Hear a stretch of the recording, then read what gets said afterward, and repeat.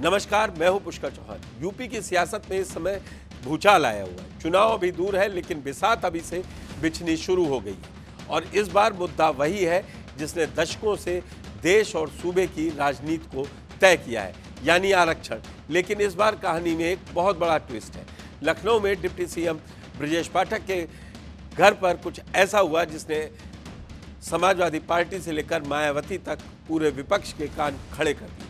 आरक्षण में बदलाव या इसे खत्म करने की मांग को लेकर आंदोलन कर रहे श्रवण और सामान्य वर्ग के छात्रों से खुद डिप्टी सीएम मिलते हैं, उन्हें भरोसा देते हैं कि आपकी बात दिल्ली तक पहुंचाई जाएगी। बस फिर क्या था, मायावती ने सोशल मीडिया पर एक ऐसा एक्सपोज पोस्ट कर दिया कि लखनऊ से लेकर दिल्ली तक की राजनीति गर्मा गई। हम आपको बताएंगे कि मायावती आखिर इतनी आक्रामक क्यों है।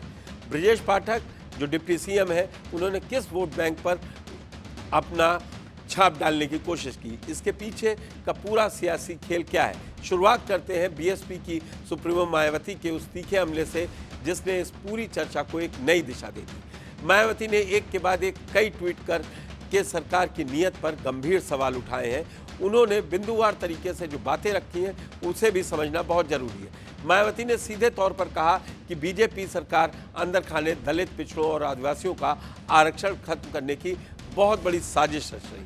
उनका पहला आरोप यह है कि जब भी चुनाव पास आते हैं, बीजेपी जानबूझकर ऐसे संगठनों या छात्रों को शय देती है जो आरक्षण का विरोध करते हैं। मायावती का साफ कहना है कि डिप्टी सीएम से ये मुलाकात कोई अचानक घटना नहीं थी, बल्कि ये सरकार की सोची समझी स्क्रिप्ट का हिस्सा है। उन्होंने अपने एक्स पोस्ट में ये साफ साफ लिखा है कि कोर्ट कचहरी और आरक्षण सुधार के नाम पर असल में उस संवैधानिक हक को मारने की तैयारी चल रही है जो बाबा साहब डॉक्टर भीमराव अंबेडकर ने दबे कुचले समाज को दिया था। मायावती ने चेतावनी भरे लहजे में लिखा है कि बीजेपी श्रवणों को खुश करने के लिए बहुजन समाज के हक पर डाका डालने की कोशिश कर रही है, जिसे किसी भी कीमत पर बर्दाश्त नहीं किया जाएगा। अब सवाल ये उठता है कि मायावती इस मुद्दे पर इतनी आक्रामक क्यों है, क्यों वो हर काम छोड़कर सीधे फ्रंट फुट पर आकर बैटिंग कर रही है। तो इसके पीछे सीधे सीधे बीएसपी के वजूद की लड़ाई है। पिछले कुछ चुनाव से उत्तर प्रदेश में मायावती का जो कोर दलित वोट बैंक था, उसमें बड़ी सेंधमारी हुई है। खासकर जो गैर जाटव दलित वोट बैंक है, वो कभी बीजेपी की तरफ खिंचा चला गया, तो पिछले लोकसभा चुनाव में उसका एक बड़ा हिस्सा पीडीए के नाम पर अखिलेश और राहुल गांधी यानी सपा और कांग्रेस के साथ चला गया, नैरेटिव से शिफ्ट हो गया। मायावती अच्छी तरह जानती हैं कि अगर इस मोड पर वो खामोश रहीं या इस समय वो नहीं बोली तो दलित समाज का बचा कुचा हिस्सा भी उनसे छिटक जाएगा। इसीलिए जैसे ही आरक्षण पर आंच आने की बात उठी, मायावती ने सबसे पहले मोर्चा संभाल लिया ताकि वो अपने कैडर और दलित वोट बैंक को ये संदेश दें कि उनके हक की लड़ाई सिर्फ और सिर्फ बसपा ही लड़ सकती है। अब सिक्के के दूसरे पहलू को देखिए, आखिर डिप्टी सीएम ब्रजेश पाठक ने ये कदम क्यों उठाया, वो आंदोलनकारी छात्रों से क्यों मिले, उन्होंने किस वोट बैंक को अपनी तरफ खींचने की कोशिश की है। दरअसल यूपी में बीजेपी का सबसे मजबूत और पारंपरिक आधार रहा है सामान्य वर्ग यानी श्रवण समाज, जिसमें ब्राह्मण, राजपूत, भूमियार और वैश्य आते हैं। पिछले कुछ समय से खासकर आरक्षण के भीतर कोटा या लेटरल एंट्री जैसे मुद्दों को लेकर श्रवण युवाओं के भीतर एक दबी हुई नाराजगी थी। उन्हें लगता था कि सरकार सिर्फ पिछड़ों और दलितों को साधने में लगी है और उनकी सुध लेने वाला कोई नहीं है। डिप्टी सीएम ब्रजेश पाठक खुद यूपी में बीजेपी के बहुत बड़े ब्राह्मण चेहरे हैं। उन्होंने इन छात्रों से मुलाकात करके सीधे सीधे श्रवण और सामान्य वर्ग के वोट बैंक को ये मैसेज दिया है कि बीजेपी उनके साथ खड़ी है।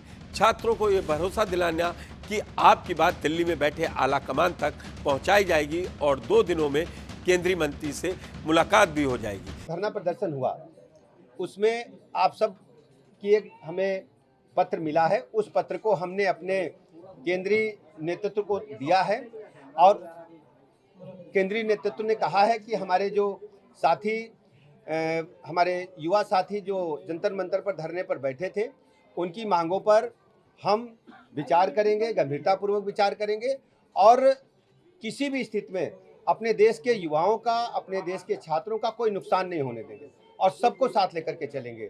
अब इसी बात की सूचना देने के लिए हम आपके बीच में आएंगे और 2 दिन के बाद आप लोगों की इच्छा थी कि हम केंद्रीय नेतृत्व के समक्ष अपनी बात रखें, तो माननीय केंद्रीय मंत्री जी के साथ में 2 दिन के बाद इनकी बैठक होगी, उसमें हम इनको लेकर के जाएंगे और इनसे साथ में बात करेंगे। ये साफ दिखाता है कि बीजेपी अपने स्कोर वोट बैंक को किसी भी कीमत पर छिटकने नहीं देना चाहती। इसे आप सर्वरों की नाराजगी दूर करने का एक बड़ा डैमेज कंट्रोल भी कह सकते हैं। इस पूरे खेल में सपा भी एक्टिव है। जैसे ही ब्रजेश पाठक की तस्वीर बाहर आई, सपा प्रमुख ने तुरंत मोर्चा खोल दिया। उन्होंने दो टूक कहा, आरक्षण था, है और रहेगा। अखिलेश यादव इस मुद्दे को लपक कर ये साबित करना चाहते हैं कि बीजेपी बुनियादी तौर पर आरक्षण विरोधी है। विपक्ष इस पूरी घटना को मंडल बनाम कमंडल के पुराने दौर की तरफ ले जाने की कोशिश कर रहा है, जहां एक तरफ सवर्णों की राजनीति है और दूसरी तरफ पिछड़े दलितों की।